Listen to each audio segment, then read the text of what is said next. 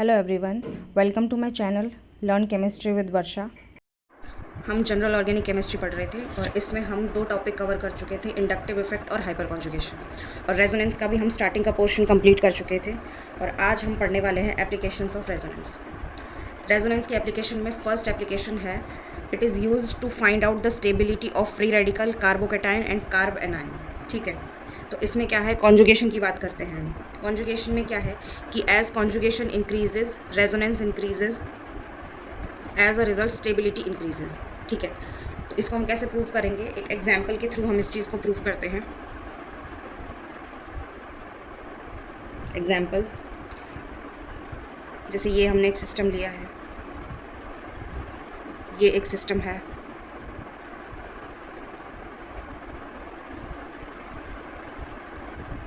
ये कोई एक सिस्टम है। ठीक है, इसमें क्या हो रहा है, on moving from left to right, जब हम इसमें लेफ्ट से राइट मूव कर रहे हैं,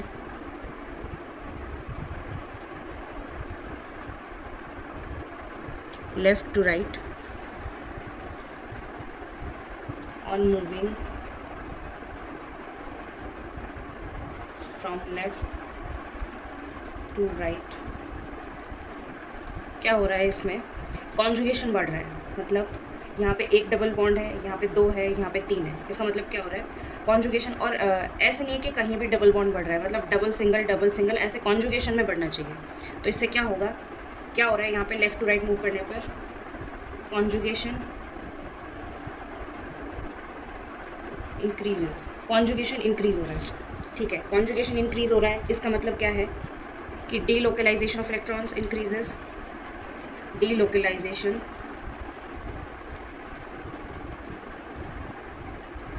ऑफ पाई इलेक्ट्रॉन्स इंक्रीजेज।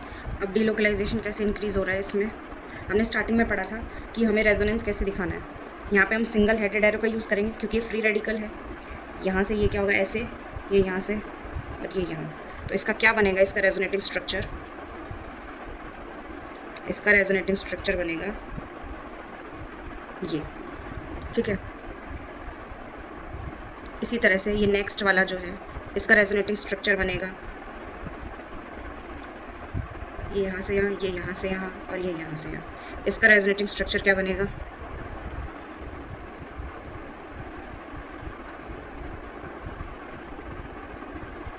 ये बनेगा। ठीक है, और फिर इसका फर्दर एक और रेजोनेटिंग स्ट्रक्चर बनेगा, ये जो फ्री रेडिकल है यहाँ से यहाँ मूव किया इसने, यहाँ से फिर ये यहाँ मूव करेगा, मतलब यहाँ पे ऐसे और ये यहाँ पे। तो इसका रेजोनेटिंग स्ट्रक्चर क्या बनेगा, ये। मतलब जितने डबल बॉन्ड है उतने रेजोनेटिंग स्ट्रक्चर बनेंगे, जितना कॉन्जुगेशन है उतना ही ज़्यादा रेजोनेटिंग स्ट्रक्चर्स बनते जाएंगे। ठीक है, इसको रब कर देते हैं। अब इसी तरह इसमें ये रेडिकल यहाँ से यहाँ मूव करेगा, यहाँ से यहाँ मूव करेगा, यहाँ से यहाँ करेगा, मतलब इसमें 3 रेजोनेटिंग स्ट्रक्चर्स बन जाएंगे। ठीक है, तो हमने वही बोला है इसमें कि on moving from left to right conjugation increases, delocalization of pi electron increases. ठीक है, डीलोकलाइजेशन ऑफ फ्री रेडिकल यहाँ लिखेंगे तो ज़्यादा सही रहेगा, delocalization of free radical increases. ठीक है, डीलोकलाइजेशन अगर इंक्रीज होता है तो इसका मतलब क्या होगा कि रेजोनेंस इंक्रीज हो रहा है, रेजोनेंस इंक्रीजेस। ठीक है, as a result relative stability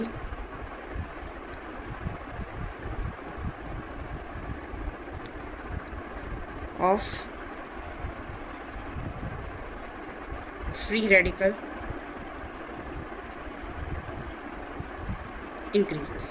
ठीक है, इससे क्या होगा, मतलब सीधा सीधा हमने क्या बोला है कि जैसे जैसे कॉन्जुगेशन बढ़ेगा तो क्या होगा कि डीलोकलाइजेशन इंक्रीज होगा, चाहे वो फ्री रेडिकल हो, कार्बोकेटाइन हो या कार्बनाइन हो, तो रेजोनेंस इंक्रीज होगा। और रेजोनेंस इंक्रीज होगा तो क्या होगा कि स्टेबिलिटी इंक्रीज होगी, क्योंकि हम जानते हैं कि जो रेजोनेंस होता है, रेजोनेंस जो होता है, resonance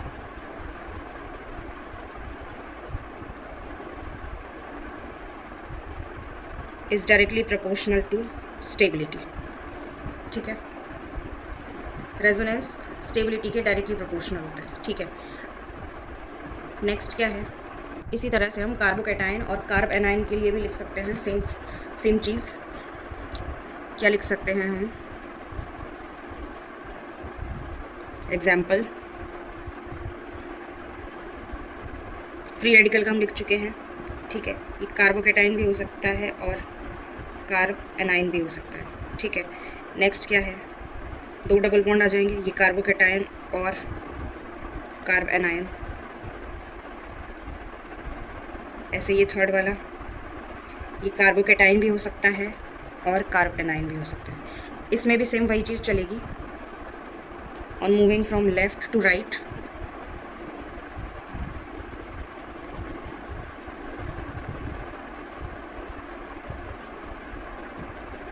on moving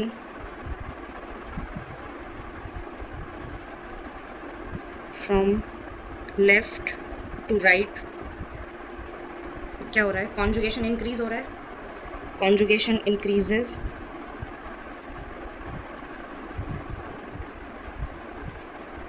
conjugation increase हो रहा है तो क्या हो रहा है, delocalisation,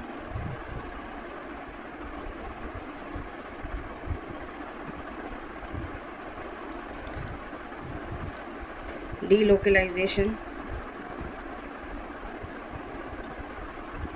of positive charge, positive और negative charge increases। ये इंक्रीज हो रहा है तो क्या हो रहा है, रेजोनेंस इंक्रीज हो रहा है, रेजोनेंस इंक्रीजेज, और रेजोनेंस इंक्रीज हो रहा है तो क्या हो रहा है, स्टेबिलिटी इंक्रीज हो रही है, स्टेबिलिटी इंक्रीजेज। ऐसा क्यों है, as we know resonance is directly proportional to stability. अब इस पर बेस्ड हम कुछ एग्जांपल्स करते हैं, जैसे examples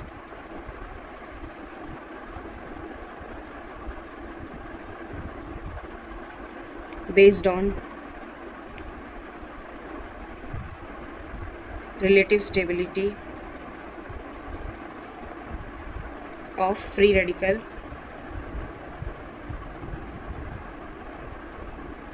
carbocation and carb anion, ठीक है।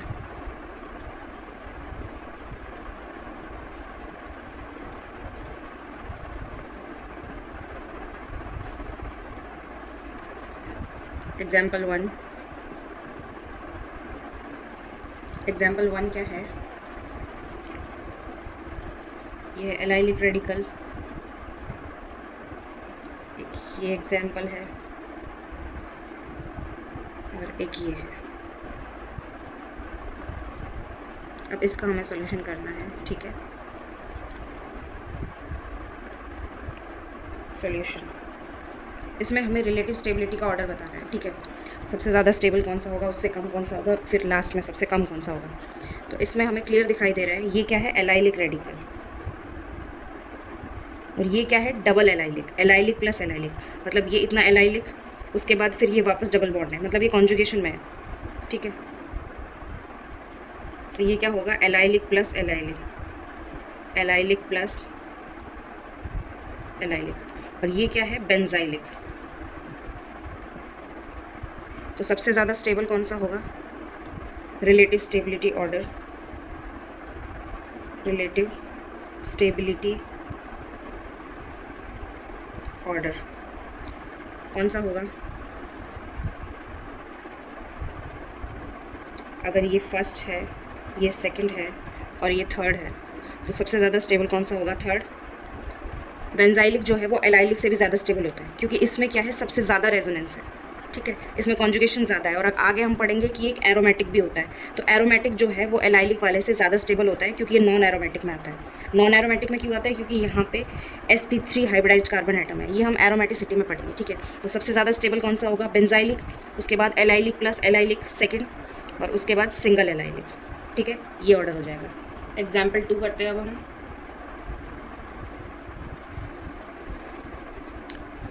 एग्जाम्पल 2 क्या है, ये है। इस बार हम कार्बोकेटाइन ले लेते हैं, ये है। उसके बाद नेक्स्ट क्या है,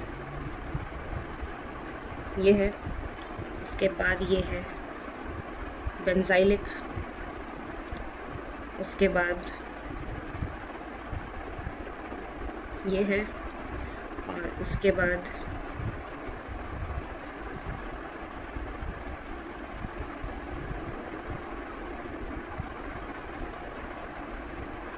ये है, और उसके बाद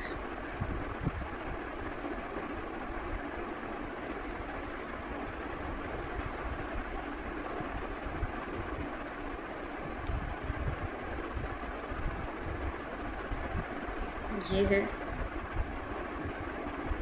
ठीक है, इसमें वही हमें क्या बताना है, रिलेटिव स्टेबिलिटी का ऑर्डर बताना है।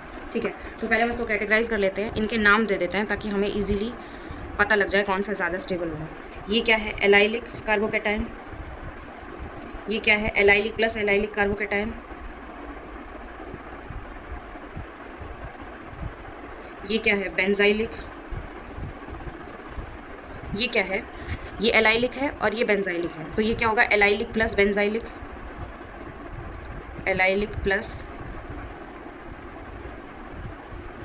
बेंजाइलिक। ये वाला क्या है, अच्छा मैंने मिक्स कर दिया कार्बोकेटाइन और फ्री रेडिकल, तो इसको भी, ये सारे फ्री रेडिकल है तो इसको भी फ्री रेडिकल ही बना देते हैं।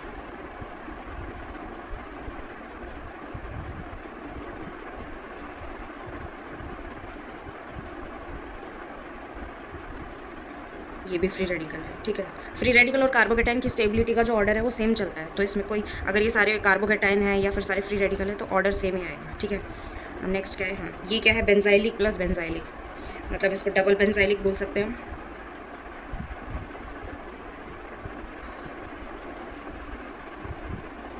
और ये क्या है, 3 बेंजीन रिंग है इसमें, इसको क्या बोल सकते हैं हम, triple benzylic.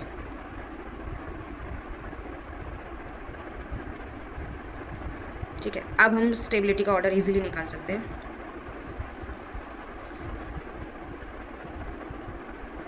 Order of stability,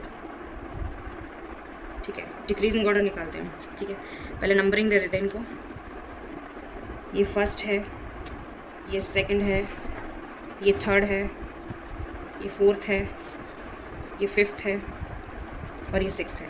तो सबसे ज़्यादा स्टेबल कौन सा होगा, ये तो हम जानते हैं कि जो बेंजाइलिक होता है वो एलाइलिक से ज़्यादा स्टेबल होता है। स्टेबल कौन सा होगा, ट्रिपल बेंजाइलिक, इसका मतलब 6th नंबर वाला। ठीक है, उसके बाद कौन सा होगा, डबल बेंजाइलिक 5th। उसके बाद कौन सा होगा, allylic plus benzylic 6th 5th 4th। उसके बाद ये एलाइलिक प्लस एलाइलिक है और ये बेंजाइलिक है, तो इन दोनों में से चाहिए डबल एलाइलिक है या ट्रिपल एलाइलिक है, लेकिन एलाइलिक और बेंजाइलिक में से बेंजाइलिक ज़्यादा स्टेबल होगा। अगर यहाँ पे ट्रिपल भी है, फॉर एग्जांपल इसमें एक और अगर हम ऐड कर दें, जैसे ये भी हम ऐड कर देंगे तो भी बेंजाइलिक वाला ही ज़्यादा स्टेबल होगा। इसको जैसे हम दे देते हैं, ये 6th है तो इसको 7th बोल देते हैं हम, 7th। तो हम उसके बाद क्या लिखेंगे, थर्ड के बाद लिखेंगे हम 7th के बाद हम लिखेंगे सेकंड, और सबसे लीस्ट स्टेबल होगा सिंगल एलाइलिक। ठीक है, अब रेजोनेंस की नेक्स्ट एप्लीकेशन क्या है, फर्स्ट एप्लीकेशन हम पढ़ चुके हैं, स्टेबिलिटी फाइंड आउट करने के लिए यूज़ होता है। सेकंड क्या है, बॉन्ड ऑर्डर। तो बॉन्ड ऑर्डर को पढ़ने से पहले हम इसके कुछ कॉमन पॉइंट्स पढ़ेंगे। तो क्या है, some common points of bond order. ठीक है, बॉन्ड ऑर्डर क्या है, bond order is directly proportional to bond strength. Bond strength का मतलब क्या है कि जितना ज़्यादा जो बॉन्ड है वो मजबूत होगा उतना ही ज़्यादा उसका बॉन्ड ऑर्डर होगा। ठीक है, और बॉन्ड ऑर्डर जितना ज़्यादा होगा इसका मतलब क्या है कि उसकी बॉन्ड एनर्जी ज़्यादा होगी। यहाँ पे बॉन्ड एनर्जी का मतलब है बॉन्ड डिसोसिएशन एनर्जी, मतलब बॉन्ड को तोड़ने के लिए जो एनर्जी चाहिए होती है, डी, जिसको हम डी से रिप्रेजेंट करते हैं, बॉन्ड डिसोसिएशन एनर्जी। ठीक है, उसके बाद क्या है कि जितनी ज़्यादा बॉन्ड डिसोसिएशन एनर्जी होगी मतलब उसकी स्ट्रेचिंग फ्रीक्वेंसी भी उतनी ज़्यादा होगी। ये हम स्पेक्ट्रोस्कोपी में पढ़ते हैं, स्ट्रेचिंग फ्रीक्वेंसी को हम म्यू से डिनोट करते हैं। ठीक है। नेक्स्ट क्या है, bond order is inversely proportional to bond length. मतलब बॉन्ड लेंथ जो है वो जितनी लंबी होगी उतना ही उसका कम बॉन्ड ऑर्डर होगा। मतलब हम एग्जाम्पल ले लेते हैं, जैसे फॉर एग्जाम्पल जैसे कार्बन सिंगल बॉन्ड कार्बन है, एक डबल बॉन्ड है, एक ट्रिपल बॉन्ड है। तो इसमें क्या है कि सबसे ज़्यादा इसकी लेंथ सबसे ज़्यादा होती है। यहाँ हम क्या लिख सकते हैं, लार्जेस्ट लेंथ, और इसकी क्या है, स्मॉलेस्ट लेंथ। इसमें क्या लिखा है, जितनी ज़्यादा लेंथ होगी उतना बॉन्ड ऑर्डर कम होगा। इसका बॉन्ड ऑर्डर सबसे कम आता है, ठीक है, ट्रिपल बॉन्ड का। और इसमें क्या लिखा है, bond order is inversely proportional to ease of rotation. मतलब हम जो ये रोटेशन करते हैं, जैसे for example carbon carbon single bond से हम रोटेशन करते हैं तो वो इजीली रोटेशन हो जाता है, ठीक है। जो डबल बॉन्ड है उसमें रिस्ट्रिक्टेड रोटेशन होता है, इसीलिए ये ज्योमेट्रिकल आइसोमेरिज्म दिखाता है, हमने स्टीरियोकेमिस्ट्री में पढ़ा है। तो इस अकॉर्डिंग क्या होगा, जैसे जैसे बॉन्ड ऑर्डर बढ़ेगा, जैसे हम यहाँ पे लिख सकते हैं इजीली,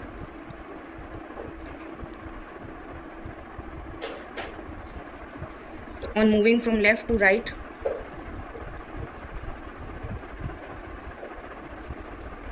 लेफ्ट टू राइट, क्या देख पा रहे हैं हम, लेफ्ट टू राइट। इसमें क्या हो रहा है,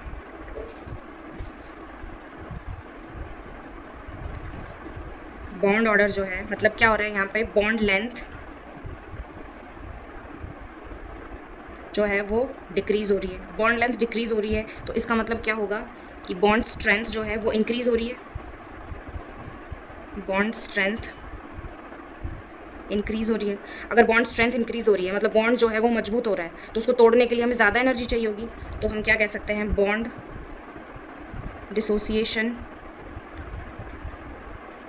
एनर्जी इंक्रीजेस, ठीक है। बॉन्ड लेंथ लिख दी हमने, उसके बाद हमने क्या लिखा, स्ट्रेंथ का लिख दिया, एनर्जी लिख दी।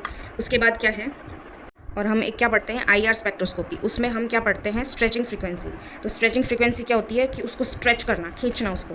तो अगर बॉन्ड जितना ज़्यादा स्ट्रॉन्ग होगा उसके लिए स्ट्रेचिंग फ्रीक्वेंसी उतनी ज़्यादा चाहिए होगी। तो इसका मतलब हम क्या बोल सकते हैं कि स्ट्रेचिंग फ्रीक्वेंसी इंक्रीजेज, शॉर्ट में लिख देते हैं म्यू इंक्रीजेज, ठीक है, म्यू हो गया। उसके बाद बॉन्ड लेंथ लिख दिया हमने 1 2 3 4। उसके बाद ईज ऑफ रोटेशन क्या है, वही कि रिस्ट्रिक्टेड रोटेशन, मतलब इसको रोटेट करेंगे तो ये इजीली हो जाएगा, इसको करेंगे तो ये नहीं होगा, और ये तो और भी नहीं होगा, ठीक है। तो हम क्या कह सकते हैं कि ease of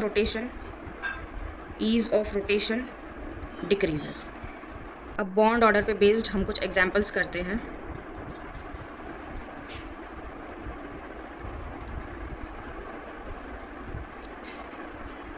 examples based on bond order,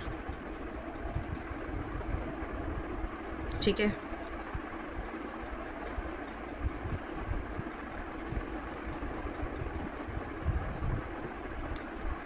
example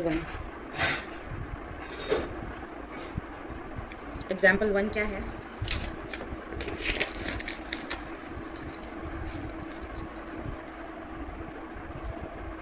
ये कोई बेंजीन रिंग है,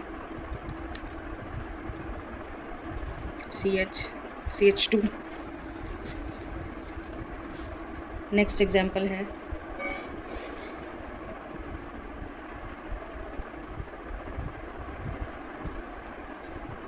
CH2, और नेक्स्ट एग्जाम्पल है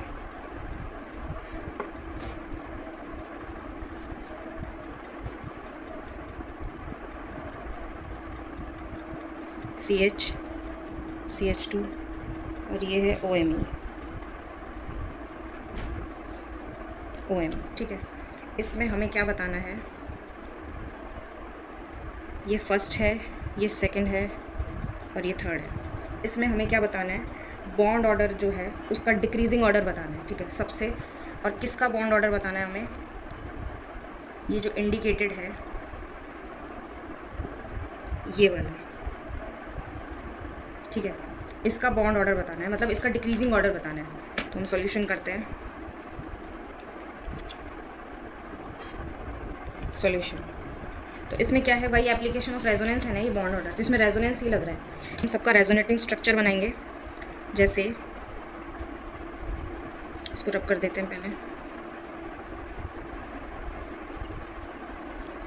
जैसे ये इलेक्ट्रॉन यहाँ से यहाँ, ये यहाँ से यहाँ, ये यहाँ से यहाँ, ये यहाँ से यहाँ, तो इसमें क्या हो रहा है, रेजोनेंस हो रहा है। ऐसे ही इसमें रेजोनेंस दिखाएंगे हम, ये यहाँ से यहाँ, ये यहाँ से यहाँ,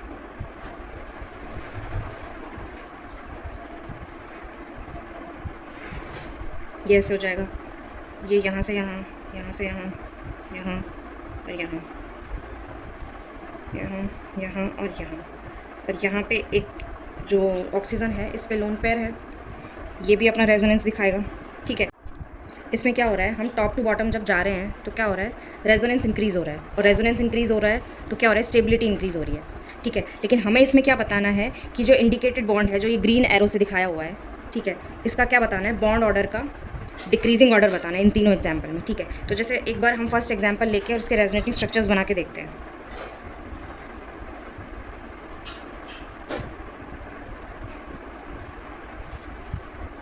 ठीक है, ये एरो यहाँ से यहाँ मूव हो रहा है, ये यहाँ से यहाँ, इसका रेजोनेटिंग स्ट्रक्चर क्या बनेगा,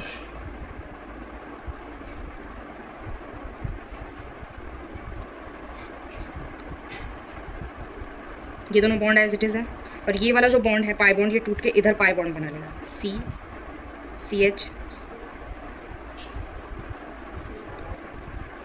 CH और CH2।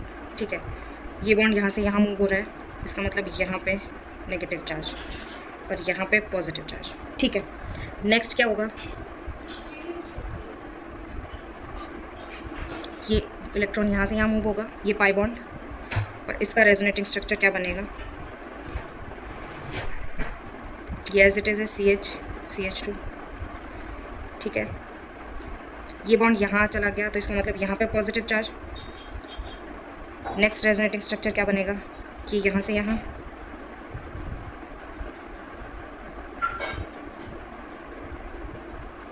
ये एज इट इज़ था, ये पॉजिटिव चार्ज यहाँ आ जाएगा, यहाँ पे CH2 और ये ऐसे। ठीक है, अब नेक्स्ट रेजोनेटिंग स्ट्रक्चर क्या बनेगा,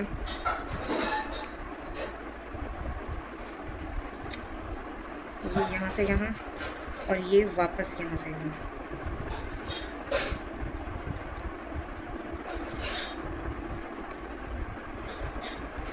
ये यहाँ और ये डबल बॉन्ड यहाँ आ जाएगा, CH2।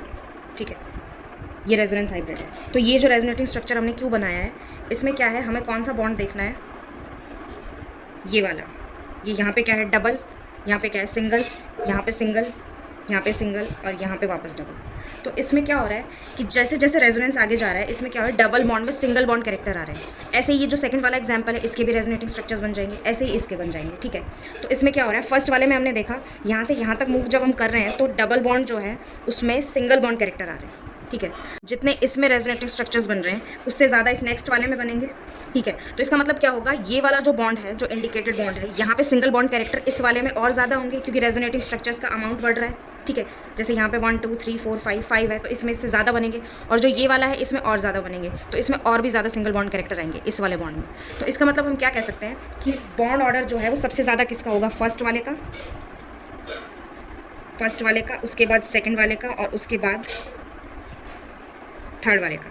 ठीक है, वो हम क्यों कह रहे हैं, क्योंकि जैसे जैसे हम टॉप टू बॉटम जा रहे हैं, रेजोनेटिंग स्ट्रक्चर्स बढ़ते जा रहे हैं, और रेजोनेटिंग स्ट्रक्चर बढ़ते जा रहे हैं, इसका मतलब क्या है कि डबल में सिंगल बॉन्ड कैरेक्टर जो है वो ज़्यादा आते जा रहे हैं, ज़्यादा देर तक रहेंगे, मतलब ज़्यादा रेजोनेटिव स्ट्रक्चर बनेंगे, तो इसका मतलब सिंगल बॉन्ड कैरेक्टर भी ज़्यादा होगा। तो सिंगल बॉन्ड कैरेक्टर ज़्यादा होगा तो क्या होगा, बॉन्ड लेंथ ज़्यादा हो गई, और बॉन्ड लेंथ ज़्यादा हो गई तो इसका मतलब क्या होगा कि बॉन्ड ऑर्डर कम हो जाएगा, और बॉन्ड ऑर्डर कम हो जाएगा तो इसका मतलब क्या होगा, सबसे ज़्यादा बॉन्ड ऑर्डर होगा फर्स्ट का, उसके बाद सेकेंड का और उसके बाद थर्ड का।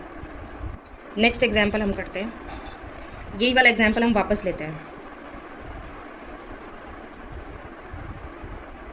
CH2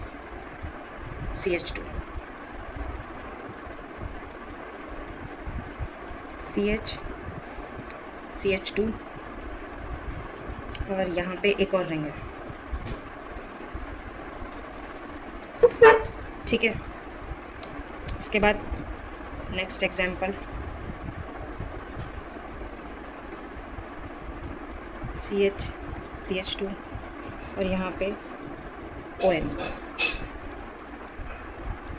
ठीक है, ये वही एग्जाम्पल है, लेकिन इसमें इस बार क्या चेंज है, हमें बॉन्ड ऑर्डर जो है वो किसका निकालना है, इसका। ठीक है, लास्ट क्वेश्चन में हमने इसका बॉन्ड ऑर्डर निकाला था, अब इसका निकालना है हमें। तो सिंपल सी बात है कि वही रेजोनेटिंग स्ट्रक्चर्स बनेंगे जैसे पहले बनाए थे। ठीक है, और इसमें क्या होगा कि जब भी हम रेजोनेंस करते हैं तो क्या होता है कि डबल बॉन्ड जो है उसमें सिंगल बॉन्ड कैरेक्टर आते हैं, और जो सिंगल बॉन्ड है उसमें डबल बॉन्ड कैरेक्टर आते हैं।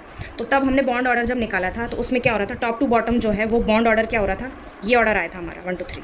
ठीक है, सबसे ज़्यादा इसका था, उसके बाद इसका, उसके बाद इसका, क्योंकि इसमें क्या हो रहा था, सिंगल बॉन्ड कैरेक्टर आ रहे थे। अब हमें सिंगल बॉन्ड का बताना है, तो ये क्या हो जाएगा, उसका जस्ट रिवर्स हो जाएगा, 3 2 1। कैसे होगा रिवर्स, मतलब जैसे हम इसके रेजोनेटिंग स्ट्रक्चर्स बनाएंगे, ऐसे ही एज इट इज़ इसके बनाएंगे, फिर इसके बनाएंगे। तो जैसे जैसे आगे रेजोनेटिंग स्ट्रक्चर बढ़ेंगे, यहाँ पे डबल बॉन्ड आएगा। ठीक है, यहाँ पे डबल बॉन्ड आएगा, यहाँ पे डबल बॉन्ड आएगा। तो इसमें क्या है, जितने ज़्यादा रेजोनेटिंग स्ट्रक्चर बनेंगे उतना ही इसमें डबल बॉन्ड कैरेक्टर जो है वो ज़्यादा देर तक रहेगा इसमें। ठीक है, और इसमें उससे भी ज़्यादा रहेगा। मतलब डबल बॉन्ड कैरेक्टर आ गए, तो डबल बॉन्ड कैरेक्टर का मतलब क्या है कि बॉन्ड स्ट्रेंथ ज़्यादा हो गई, और बॉन्ड स्ट्रेंथ ज़्यादा हो गई तो क्या हो गया, बॉन्ड ऑर्डर ज़्यादा हो गया। तो सबसे ज़्यादा बॉन्ड ऑर्डर किसका होगा, थर्ड का, फिर सेकंड का, और उसके बाद फर्स्ट का। अब नेक्स्ट एग्जांपल करते हैं। नेक्स्ट एग्जांपल है,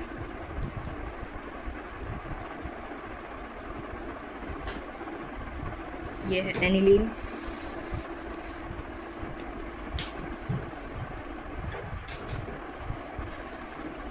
ठीक है, नेक्स्ट है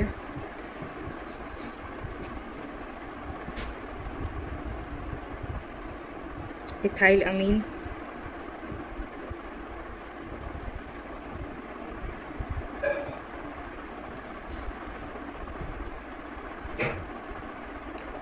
नेक्स्ट है CH3C triple bond N, methyl cyanide.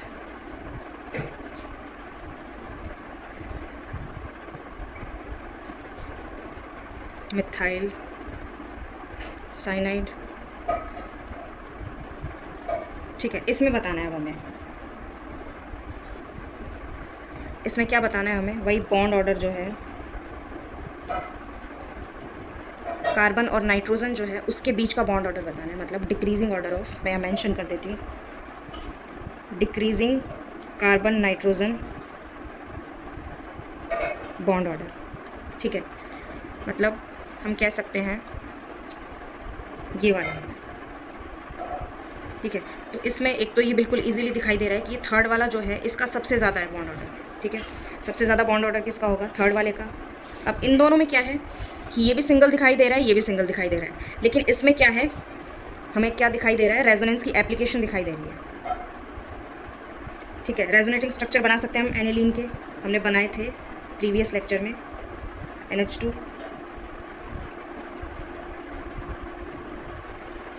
ये यहाँ पे लोन पेयर है, ये यहाँ से यहाँ, यहाँ से यहाँ मूव होगा। ठीक है, उसके बाद क्या होगा, यहाँ पे नेगेटिव चार्ज, ये यहाँ, और ये डबल बॉन्ड यहाँ टूट के यहाँ जाएगा, यहाँ नेगेटिव चार्ज, ये यहाँ से यहाँ, और ये यहाँ से यहाँ, या नेगेटिव चार्ज, ये यहाँ से यहाँ, और ये यहाँ से यहाँ। इसका मतलब क्या हो रहा है कि जो ये एनिलीन है इसमें कार्बन और नाइट्रोजन है, इसके बीच में डबल बॉन्ड कैरेक्टर भी है, मतलब हम कह सकते हैं पार्शियल डबल बॉन्ड कैरेक्टर। ठीक है, तो सेकंड नंबर पे कौन सा आएगा, फर्स्ट वाला। और जो ये सेकंड वाला है इसमें प्योरली सिंगल बॉन्ड है, मतलब इसमें कोई रेजोनेंस नहीं हो रहा क्योंकि इसमें सारे सिंगल बॉन्ड है। ठीक है, तो ऑर्डर क्या हो जाएगा, डिक्रीजिंग ऑर्डर क्या हो जाएगा, कार्बन नाइट्रोजन बॉन्ड ऑर्डर का थर्ड, सबसे ज़्यादा बॉन्ड ऑर्डर इसका, उसके बाद फर्स्ट, और उसके बाद सेकंड। अब इस पर बेस्ड हम लास्ट एग्जाम्पल करते हैं। लास्ट एग्जाम्पल क्या है, ये है क्लोरोबेंजीन। ठीक है, इस पे एल्डिहाइडिक ग्रुप लग जाएगा CHO। नेक्स्ट क्या है, Cl, 2 CHO लग जाएंगे, CHO और CHO। ठीक है, अब हम ना इसको बिना रेजोनेटिंग स्ट्रक्चर बनाए सॉल्व करते हैं। ठीक है, सॉल्यूशन। ठीक है, कैसे करेंगे, इसमें भी रेजोनेटिंग स्ट्रक्चर बनेंगे, इसमें भी बनेंगे और इसमें भी बनेंगे, लेकिन हम क्या देख रहे हैं कि इसमें एक एल्डिहाइडिक ग्रुप लगा हुआ है। ठीक है, कार्बोनिल ग्रुप, कार्बोनिल बोलेंगे हम। ठीक है, उसके बाद इसमें 2 लगे हुए हैं, और इसमें एक भी नहीं है। इसका मतलब सबसे ज़्यादा रेजोनेटिंग स्ट्रक्चर्स किसके बनेंगे? इस वाले के, थर्ड वाले के। इसमें सबसे कम बनेंगे, इसमें उससे ज़्यादा, इसमें उससे ज़्यादा। ठीक है, तो इसका मतलब क्या हुआ कि जो ये है लास्ट वाला, जो थर्ड वाला है, एक बार नंबरिंग दे देते हैं इनको। ये फर्स्ट है, ये सेकंड है और ये थर्ड है। तो इसमें क्या है, सबसे ज़्यादा रेजोनेटिंग स्ट्रक्चर्स जो बनेंगे वो थर्ड वाले में बनेंगे। क्यों? क्योंकि इसमें 2 कार्बोनिल ग्रुप लगे हुए हैं, इसमें एक लगा हुआ है और इसमें एक भी नहीं है। ठीक है, तो इसमें तो 5 बनेंगे, 5 रेजोनेटिंग स्ट्रक्चर्स बनेंगे इसमें, हमने बनाए हुए हैं क्लोरोबेंजीन के। ठीक है, उसके बाद उससे ज़्यादा इसमें और उससे ज़्यादा इसमें। तो जितने ज़्यादा रेजोनेटिंग स्ट्रक्चर्स बनेंगे। अच्छा, एक मैं क्वेश्चन बताना भूल गई कि इसमें बताना क्या है। इसमें क्या बताना है, ये जो इंडिकेटेड बॉन्ड है ना, इसका बॉन्ड ऑर्डर बताना है, मतलब CCl बॉन्ड ऑर्डर। और कौन सा बताना है? डिक्रीजिंग। ठीक है, डिक्रीजिंग ऑर्डर बताना है बॉन्ड ऑर्डर का। तो इसमें क्या होगा, लेफ्ट टू राइट जब हम मूव कर रहे हैं,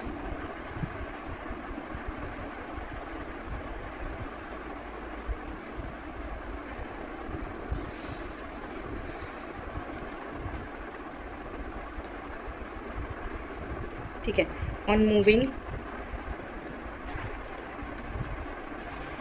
फ्रॉम लेफ्ट टू राइट, क्या हो रहा है, कार्बोनिल ग्रुप्स जो हैं वो इंक्रीज हो रहे हैं, CHO ग्रुप्स इंक्रीजेस। ठीक है, तो क्या हो रहा है कि रेजोनेटिंग स्ट्रक्चर्स इंक्रीज होंगे मतलब डीलोकलाइजेशन इंक्रीज होगा।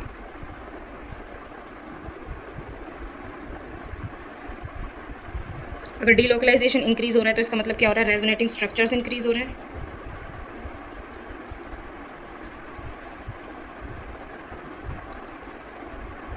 ठीक है, रेजोनेटिंग स्ट्रक्चर्स इंक्रीज हो रहे हैं, इसका मतलब क्या है कि जो CCl बॉन्ड है,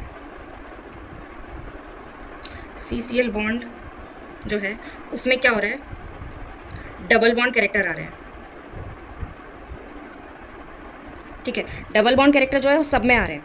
ठीक है, लेकिन हमारा क्वेश्चन क्या है, मतलब हम जो सॉल्व करना चाह रहे हैं वो क्या है कि डबल बॉन्ड कैरेक्टर किस वाले जो स्ट्रक्चर जो है सबसे ज़्यादा देर किस स्ट्रक्चर में रह रहे हैं। ठीक है, तो सबसे ज़्यादा देर इसमें रह रहे हैं क्योंकि इसमें ज़्यादा रेजोनेटिंग स्ट्रक्चर्स हैं। ठीक है, तो इसका मतलब क्या होगा कि जो बॉन्ड ऑर्डर जो है उसका डिक्रीजिंग ऑर्डर क्या होगा, CCl का डिक्रीजिंग बॉन्ड ऑर्डर क्या होगा, थर्ड, उसके बाद सेकेंड और उसके बाद फर्स्ट।